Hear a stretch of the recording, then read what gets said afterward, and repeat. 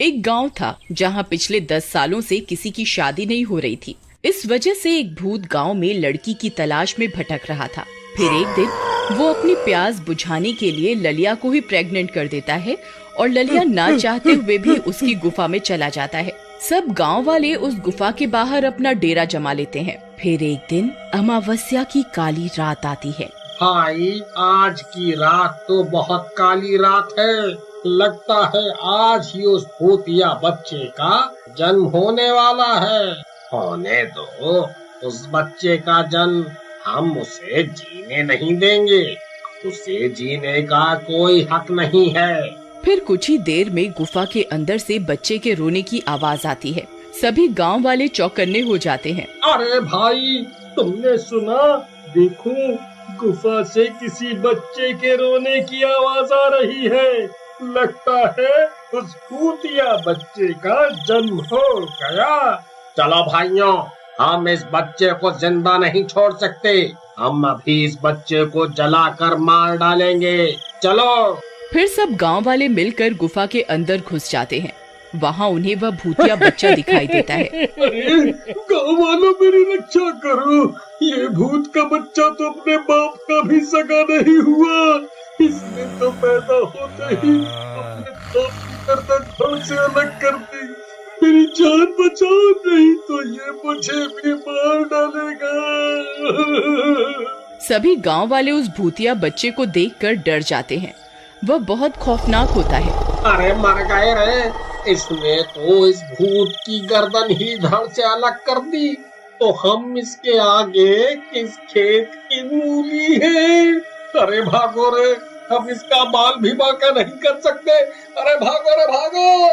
फिर सभी गांव वाले वहां से अपनी जान बचाकर भागने लगते हैं। ललिया भी उनके पीछे पीछे गुफा से निकलकर भाग जाता है और वे सब गांव वाले भागकर अपने गांव आ जाते हैं। अरे कमबख्त ललिया, वो तेरा ही बच्चा है।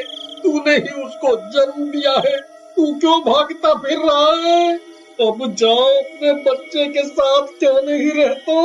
मुझे माफ कर दो गाँव वालों, मैं बहुत डर गया था। तुम सब उस दिन मुझे मारना चाहते थे, इसलिए मैं अपनी जान बचाकर भाग गया था। लेकिन मुझे मेरी गलती का एहसास हो गया है। अब मैं तुम्हारे साथ ही हूँ। मैं भी उस भूतिया बच्चे को मारना चाहता हूँ। तभी सभी गांव वालों को उस भूतिया बच्चे की आवाजें आने लगती हैं। सभी गांव वाले डर के मारे अपने अपने घरों के अंदर घुस जाते हैं और छुप छुप कर उसे देखने लगते हैं। वह भूतिया बच्चा उड़ता हुआ पूरे गांव की गलियों में अपने शिकार की तलाश करता रहता है। लेकिन जब उसे कोई भी गांव वाला नहीं मिलता तो वह एक बैल को अपना शिकार बना लेता है और उसकी पूंछ को अपने मुंह में दबाकर अपने साथ उड़ाकर अपनी गुफा में ले जाता है। फिर अगले दिन सुबह होने पर, भाइयों, हमें इस भूतिया बच्चे का कुछ न कुछ तो करना ही होगा। हम रोज रोज इस तरह घरों में छुप छुप कर नहीं रह सकते। तुम सही कहते हो राजू। आने दो आज रात को इसे। ये जैसे ही आएगा, हम इसके ऊपर जलती हुई मशालों से हमला कर देंगे और इसका काम तमाम कर देंगे। फिर रात होने पर सभी गांव वाले अपने अपने घर में छुप जाते हैं और उस भूतिया बच्चे के आने का इंतजार करने लगते हैं। फिर आधी रात होते ही वह भूतिया बच्चा गांव में शिकार करने के लिए आता है। उसके आते ही सभी गांव वाले उसके ऊपर हमला कर देते हैं। अरे मारो मारो, आज इसे जिंदा नहीं छोड़ना है। मारो मारो। फिर सब गांव वाले उसके ऊपर जलती हुई मशालें फेंकना शुरू कर देते हैं, लेकिन उसे कुछ भी नहीं होता। आग उसका कुछ भी नहीं बिगाड़ पाती। कुछ गांव वाले उसके ऊपर लाठियों से हमला कर देते हैं, लेकिन उसका भी उसके ऊपर कोई असर नहीं होता। अरे मूर्ख गांव वालों, तुम मेरा कुछ नहीं बिगाड़ सकते। मुझे मारना अरे बस की बात नहीं है। तुम मेरे सामने कीड़े मकोड़े की तरह हो। अब तुम सब मरने के लिए तैयार हो जाओ। अरे मर गए रे। यह कमबख्त ललिया का भूतिया बच्चा तो हमारे पीछे हाथ धोकर पड़ गया है। आज ये किसी को जिंदा नहीं छोड़ेगा। इस कमबख्त के ऊपर तो आग का भी कोई असर नहीं हो रहा। अब इसे मारे कैसे? अरे ललिया भाई, इसके ऊपर तो किसी भी चीज का कोई असर नहीं हो रहा। अब क्या करें? भाई, हम सब गांव वालों को अभी के अभी मंदिर में जाकर शरण लेनी होगी, नहीं तो आज कोई भी नहीं बचेगा। फिर सब गांव वाले मंदिर की ओर दौड़ पड़ते हैं और उसके अंदर शरण लेते हैं। वह भूतिया बच्चा भी मंदिर के सामने पहुंच जाता है और मंदिर को सामने देख वहां से गायब हो जाता है। शुक्र है भगवान का, आज तो जान बची। भाइयों, आज तो हम किसी तरह बच गए, लेकिन ये भूतिया बच्चा कल फिर से आएगा। हम इसका सामना कैसे करेंगे? इसके ऊपर तो आग का भी कोई असर नहीं होता। अब इसे मारेगा कौन? तुम सब गांव वाले पापी हो। तुम सब ने लड़के की चाह की और इसी वजह से कोई भी पड़ोसी गांव वाला इस गांव में अपनी लड़की की शादी नहीं करता। इसे तो सिर्फ माँ दुर्गा ही खत्म कर सकती हैं। पंडित जी, लगता है आप सठिया गए हैं। अब इस कलयुग में माँ दुर्गा को हम कहां से ढूंढ कर लाएं? फिर इतना बोलकर पंडित वहां से चले जाते हैं। अगले दिन कुछ गांव वाले ललिया का रिश्ता लेकर दूसरे गांव जाते हैं और हाथ जोड़कर किसी तरह एक लड़की के परिवार को शादी के लिए मना लेते हैं। फिर ललिया की शादी हो जाती है। इस दौरान वह भूतिया बच्चा रोज रात को गांव में आता है और लोगों के दरवाजे पर अपना सिर पीट पीट कर उसे तोड़ने की कोशिश करता है। इसी तरह 9 महीने बीत जाते हैं और ललिया बाप बनने वाला होता है। अजी सुनते हो, मुझे लगता है वक्त आ गया है।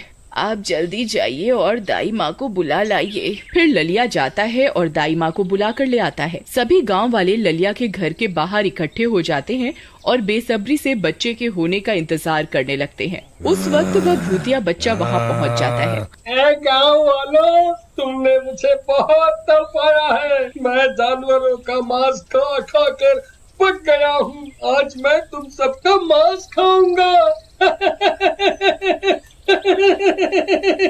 अब तुम सब मरने के लिए तैयार हो जाओ। अरे मर गए रे, ये आज हम कहाँ फंस गए।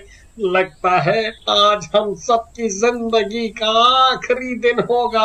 हे दुर्गा माँ, पंडित जी ने कहा था सिर्फ आप ही हमारी मदद कर सकती हैं। कृपया हमारी मदद कीजिए। कृपा करके हम पापियों को क्षमा कीजिए और हमारे प्राणों की रक्षा कीजिए। तभी ललिया के घर के अंदर से बच्चे के रोने की आवाज आती है। बधाई हो ललिया भाई, तुम तो बाप बन गए।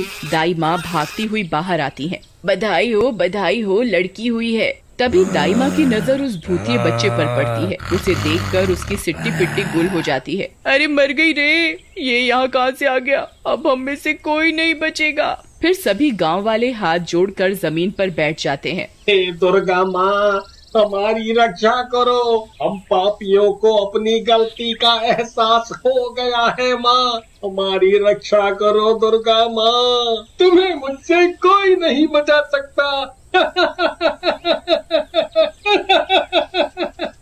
तभी अचानक से ललिया का घर रोशनी से जगमगा उठता है। गांव के मंदिर की घंटियां खुद ब खुद बजने लगती हैं। तेज तेज हवाएं चलने लगती हैं। आसमान ही गरज उठता है। सभी गांव वाले चौंक जाते हैं कि ये सब क्या हो रहा है। आखिर मंदिर की घंटियां खुद ब खुद कैसे बजने लगी। तभी ललिया के घर से एक छोटी सी लड़की बाहर निकलती है। उसके हाथ में त्रिशूल होता है। उसके आते ही गांव का कोना कोना जगमगा उठता है। उस लड़की का तेज देखकर हर कोई हक्का बक्का रह जाता है। वह लड़की कोई साधारण लड़की नहीं बल्कि दुर्गा का स्वरूप होती है। ए लड़की, कौन है तू? तेरी इतनी हिम्मत, तू मेरा सामना करेगी? वहीं रुक जा, मुझे अभी मजा चखाता हूँ। अरे ये कौन है? ये तो मुझे देखकर बिल्कुल भी डर नहीं रही। ऐसा कैसे हो सकता है? हे दुर्गा माँ, आपने भक्तों की सुन ली। आप हमारी रक्षा करने आ गई। जयकारा शेरा वाली माई का। बोलो साचे दरबार की जय। उस छोटी सी बच्ची को अपने सामने देखकर उस भूतिया बच्चे की हालत खराब हो जाती है। फिर दुर्गा माँ अपने त्रिशूल से उस पर वार कर देती है और त्रिशूल उस भूत के आर पार हो जाता है और वह भूत जल के भस्म हो जाता है। जयकारा शेरा वाली माई का।